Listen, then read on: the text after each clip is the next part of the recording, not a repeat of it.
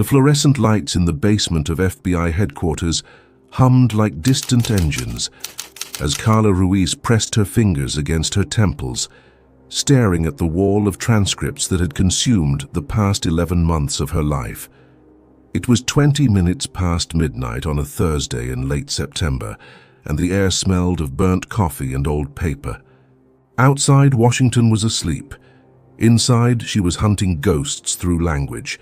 The Gambino family had been talking for years, their voices caught on wires threaded through social clubs and restaurants across Brooklyn.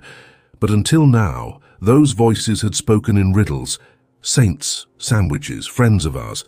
The words floated through surveillance recordings like smoke, present but untouchable, and every analyst who had tried to decode them before Carla had eventually walked away, defeated by the sheer opacity of a language designed to survive scrutiny. But Carla Ruiz did not walk away from puzzles. She had spent a decade in signals intelligence before transferring to organized crime analysis, and she understood that every code, no matter how organic, followed patterns. Human beings could not help but be consistent, even in their deceptions. The breakthrough had come 3 weeks earlier, during a recording from Bensonhurst. Two men, both made members of the Gambino crew, had been discussing a payment that needed to reach a saint by the weekend. The conversation was brief, less than 90 seconds, but one of the men had slipped. He mentioned a courthouse, he mentioned a name, and suddenly the whole architecture of their language began to reveal itself. Saints were not religious figures or distant bosses. Saints were judges, the men who held the power to dismiss cases, reduce sentences, bury evidence in procedural delays. And once that single thread unraveled, the rest followed with startling speed. Sandwiches were bribes. Friends of ours were made men. Friends of mine were associates. The entire lexicon, built over decades and passed down through generations of mobsters, had finally been cracked open. Carla had compiled it all into a classified internal memo, a document that listed over 40 terms with their operational meanings, and she had submitted it to her supervisor with a quiet sense of triumph. This was the kind of intelligence that could reshape prosecutions, turn vague suspicions into concrete charges, give agents the ability to understand conversations in real time, instead of weeks after they were recorded. But intelligence is only valuable if it remains secret, and secrets in the world of federal law enforcement have a way of slipping through the cracks. Frank Delaney was sitting in his Queens apartment when the call came through early Sunday morning. The kind of hour when the phone ringing always meant bad news. He answered on the second ring, already pulling on his jacket. The voice on the other end belonged to his liaison at the Bureau's New York field office, and the man sounded furious. There had been a leak, a major one. Someone either inside the Bureau or close enough to access internal documents had passed the mob slang glossary to a journalist, not just any journalist, a crime reporter at the New York Times with a reputation for breaking stories that embarrassed federal agencies. The article was scheduled to run the following morning, front page above the fold. Frank hung up without saying a word and drove straight to the field office, his mind already racing through the implications. Every operation that relied on wiretap intelligence was now compromised. Every conversation that agents had been quietly decoding for the past 3 weeks would be useless the moment the families read that article. They would change their language overnight, invent new terms, or worse, stop talking altogether. By the time Frank reached the office, the damage control meeting was already underway. Carla Ruiz sat at the far end of the conference table, her face pale and drawn, flanked by 2 internal affairs officers who looked at her like she was a suspect. The room was tense, accusations hanging in the air, unspoken but obvious. She had written the memo, she had compiled the glossary, and now it was in the hands of the press. Frank slid into a seat near the door and watched as the assistant director paced in front of the whiteboard, his voice sharp with controlled rage. The leak had not just exposed the code, it had exposed the Bureau's methods. the depth of their surveillance capabilities, the fact that they had been inside the Gambino's communication network far deeper than anyone outside the investigation had known. And that, more than anything, was the real betrayal. Criminal organizations thrived on uncertainty. They operated on the assumption that law enforcement was always a step behind, always guessing. But this article would tell them otherwise. It would tell them that the FBI had been listening, understanding, documenting every word, and it would force them to adapt. The article ran the next morning exactly as threatened. The headline was blunt and damaging. FBI cracks mob code. Judges called saints in secret bribery network. Beneath it, the glossary was printed in full, 43 terms laid out in neat columns with their definitions. Saints, sandwiches, sit-downs, clip. The language of the underworld, now available to anyone with a newspaper subscription. Within hours, the fallout began. Defense attorneys across New York started filing motions to suppress evidence, arguing that their clients' conversations had been misinterpreted, that the FBI's translations were speculative at best. Prosecutors scrambled to adjust their cases, pulling back on indictments that had been weeks away from filing. And inside the social clubs and backrooms of Brooklyn, the families went silent. Wiretaps that had been buzzing with activity for months suddenly transmitted nothing but static and small talk. The Gambinos stopped using phones. They stopped meeting in familiar places. They stopped trusting their own language. The Gambino family adapted quickly, as Vincent had promised. They developed new codes, simpler and more abstract, harder to decode because they relied less on consistent vocabulary and more on context that only insiders could interpret. They stopped using landlines and payphones, switching to brief in-person exchanges and written notes that were destroyed immediately after being read. They became ghosts again, slipping back into the shadows that had protected them for so long. And the FBI, for all its resources and expertise, found itself back at the beginning, listening to silence and trying to read meaning into conversations that no longer said anything of value.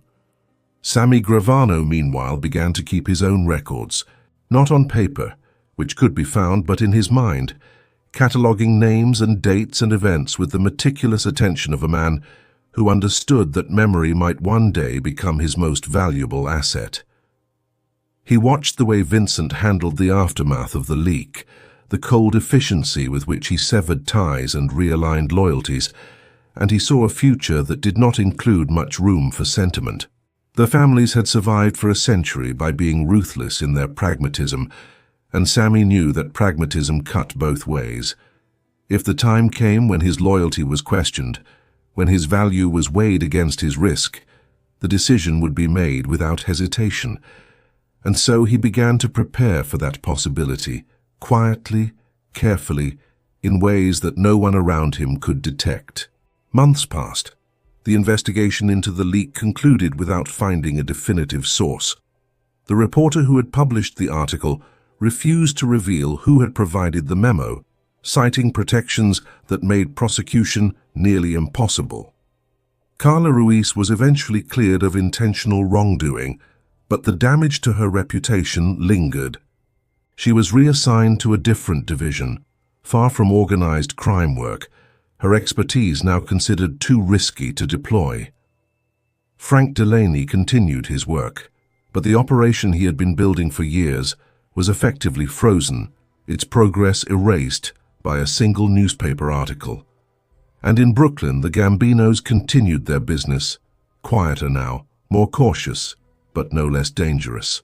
The tapes kept running in FBI monitoring rooms across the city, recording hours of silence and fragments of small talk, waiting for the moment when someone would slip, when the code would crack again, when the patterns would re-emerge. But for now, the voices that had once filled those recordings with incriminating detail had learned to speak in whispers or not speak at all. And in the silence, both sides understood the same truth. The war between the Bureau and the underworld was not fought with guns or raids or dramatic arrests. It was fought with patience and paranoia, with the slow accumulation of evidence and the even slower erosion of trust. It was a war where victories were temporary and defeats were never final, where every breakthrough carried the seeds of its own collapse. And in the end, the only certainty was that the game would continue, played by new players with old rules, until someone decided that the cost of playing was too high. For Carla Ruiz, that moment had already come. For Sammy Gravano, it was still years away, waiting in a future he could sense but not yet see. And for the Bureau, the moment of reckoning was always just one case, one leak, one betrayal away from arrival. The newspaper clipping hung on a wall somewhere in Vincent D'Amico's office, framed behind glass, a reminder that even enemies could be useful. Saints equals judges. The headline that had frozen operations, destroyed trust and reset the entire battlefield. And beneath it, in small print that most people never noticed, a single line that captured the strange, bitter irony of the whole affair. The FBI declined to comment. Vincent D'Amico, underboss of the Gambino family, and a man known for his cold pragmatism, called a meeting the day after the article broke. It was held in a private dining room in Little Italy, a place the family had used for decades, walls thick enough to muffle sound and loyalty, thick enough to keep outsiders away. Sammy Gravano arrived early, as he always did, and took his seat near the center of the table. He had read the article twice, once in disbelief and once in anger, and he understood immediately what it meant. Someone had been talking. Not necessarily to the press, but to someone who talked to the press, and in the world they inhabited, that distinction mattered less than the result. Vincent entered without ceremony, his expression unreadable, and sat at the head of the table. He did not raise his voice. He did not need to. When he spoke, the room listened. Vincent said that the article was a problem, but not the problem. The problem was trust. The problem was knowing who could be relied upon and who had become a liability. He said that the FBI had been listening, yes, but they had also been learning. And the only way they could learn that much, that precisely, was if someone inside had helped them. Not intentionally, perhaps, but carelessness and betrayal often looked the same from the outside. He said that moving forward there would be changes. No more phones, no more familiar locations, no more loose talk, even in code. And anyone who could not adapt to that reality would find themselves on the outside, looking in. It was not a threat. It was a statement of fact, delivered with the calm certainty of a man who had survived decades in a world where mistakes were terminal. Sammy Gravano sat through the meeting without saying much, his mind working through the angles. He had been a loyal soldier, a reliable earner, a man who understood the rules and followed them without question. But loyalty, he had learned, was a currency that depreciated over time. The more you gave, the less it seemed to be worth. And sitting in that room, listening to Vincent talk about trust and adaptation, Sammy began to wonder if his own loyalty was starting to cost more than it was worth. He had seen men vanish for less than what Vincent was describing. He had seen friendships dissolve over suspicions that were never proven. And he had seen the FBI move with a precision that suggested they knew more than they should not, because of one leaked memo, but because they had sources, informants, people who had made the calculation that survival mattered more than silence. Back in Washington, Carla Ruiz was placed on administrative leave pending an internal investigation. She was not arrested. She was not charged. But she was removed from active duty, her access revoked, her files confiscated, her career suddenly suspended in bureaucratic limbo. She spent her days in her apartment, replaying every conversation, every email, every moment when she might have said too much or trusted the wrong person. She had not leaked the memo. She was certain of that. But certainty meant nothing in the face of institutional suspicion. Someone had taken her work and weaponized it, and whether that person was a colleague, a supervisor, or someone further up the chain, the result was the same. Her analysis, her breakthrough, had become the catalyst for operational collapse. Frank Delaney visited her once, a quiet meeting in a coffee shop far from bureau headquarters. He sat across from her and said very little, but his presence was a statement in itself. He believed her. Or at least, he believed that she had not acted with malicious intent. But belief, like loyalty, was a fragile thing in the world they worked in. It could not protect her from the investigation. It could not undo the damage. And it could not change the fact that trust, once broken, was almost impossible to rebuild. He told her to be patient, to let the process run its course, to trust that the truth would eventually surface. But even as he said it, he knew how hollow those words sounded. The truth had a way of arriving too late, after careers were ruined and operations were lost, and people had already moved on to the next crisis.